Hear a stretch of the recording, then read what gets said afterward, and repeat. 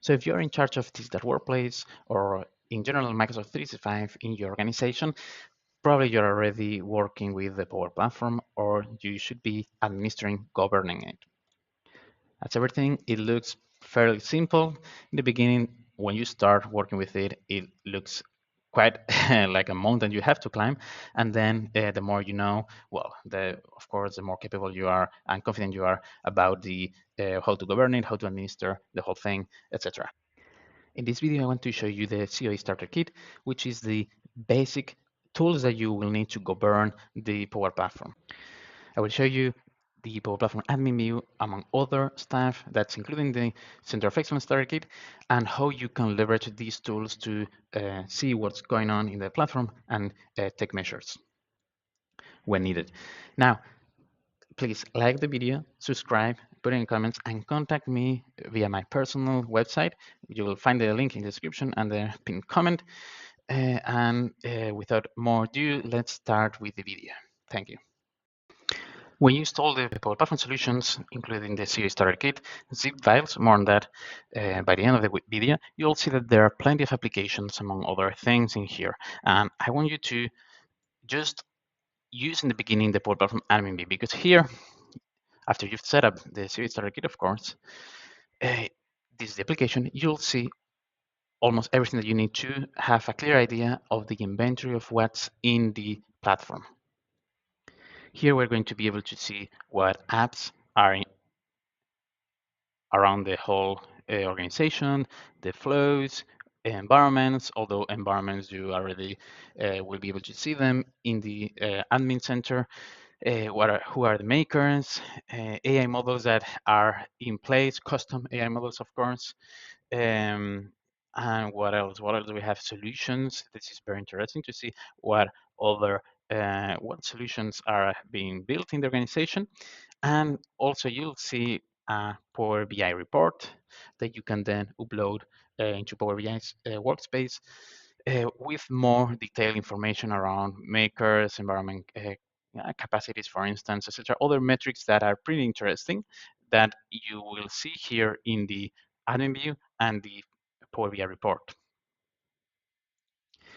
Now, one of the most important pages of the application that you'll need to start working on is this one about the connectors.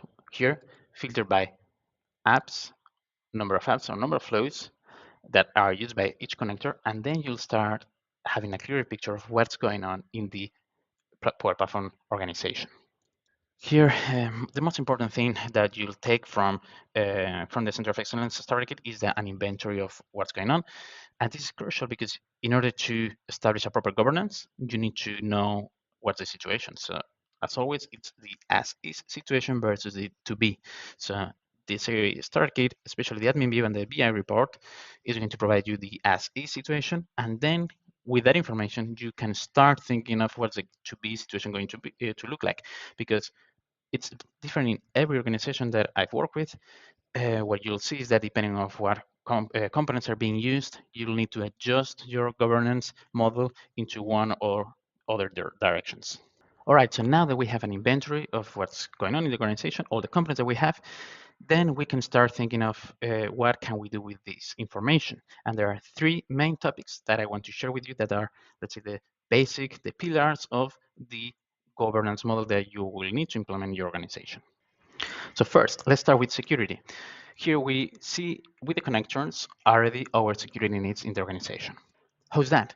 If we filter by apps and flows, so the connectors that the number of apps and flows that are used by each connector in this table, then you are going to have a clear picture of what you need to secure, what connectors you need to enable or disable.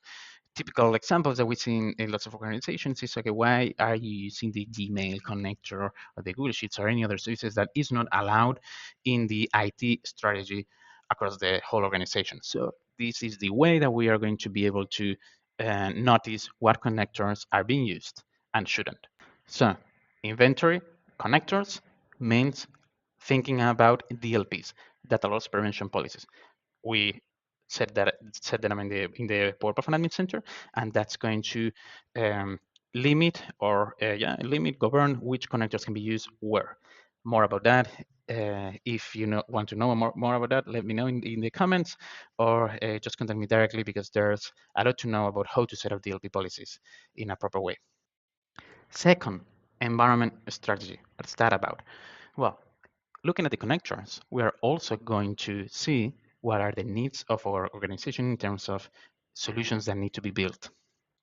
And with the Power Platform, solutions are going to be built around other, not only Microsoft 365 ecosystem and Power Platform, but other IT systems such as the CRM, the ERP, etc. Typical example is we notice that a sales guy has built a flow that integrates with Salesforce. And first reaction is going to be, what? Let's disable that, delete the flow. Uh, this cannot be done because integration with Salesforce is mission critical. We need to limit that, etc., etc., etc. Now, normally people don't do things with bad faith. Is that an English word, like bad intentions in mind? Um, the thing is that what we notice when we start digging and contacting the users who have created those kind of solutions is that they are actually solving real business needs that are bringing a lot of value to the business.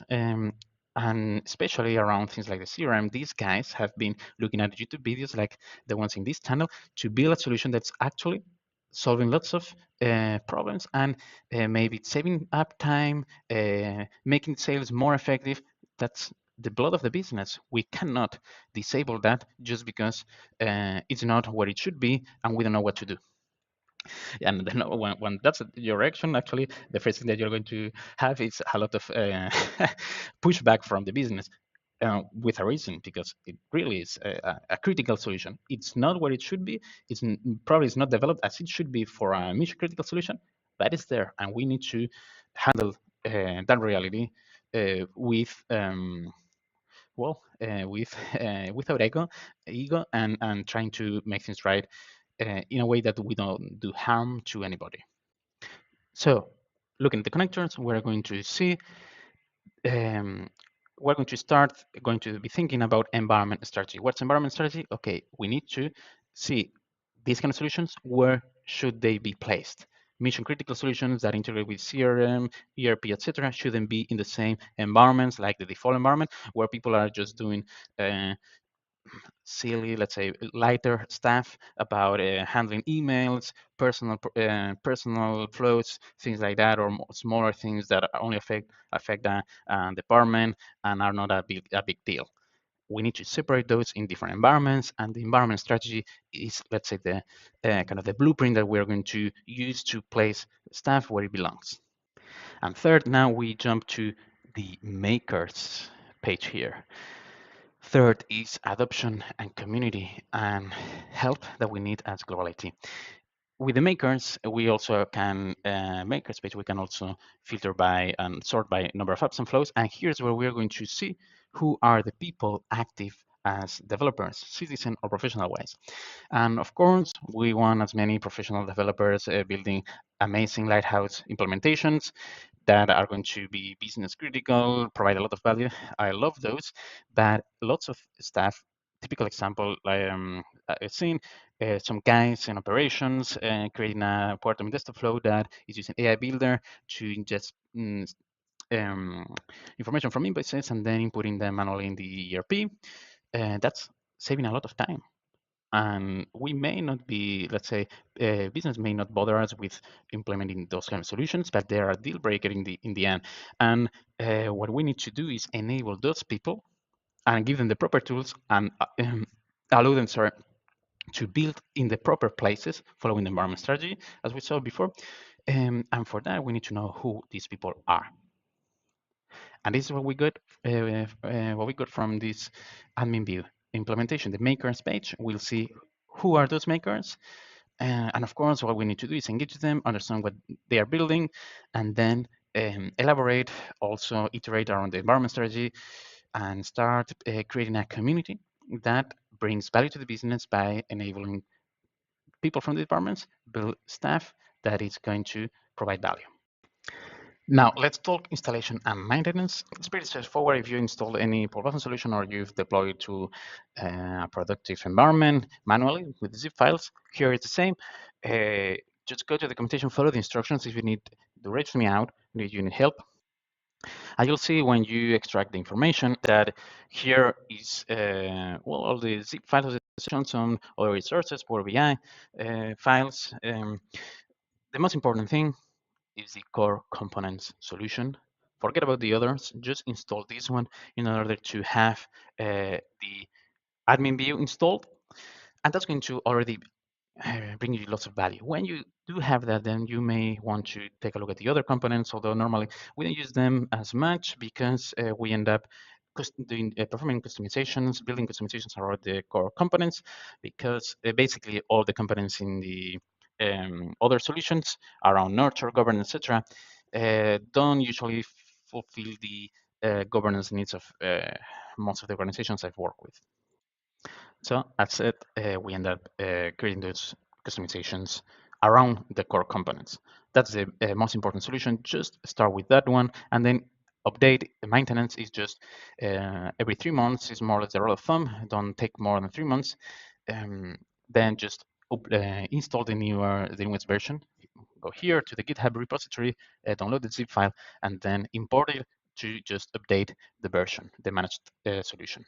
All right, as a conclusion, we've seen what the CoE Starter Kit is, what's the main thing to bring to us, the main value that's going to bring to our organization.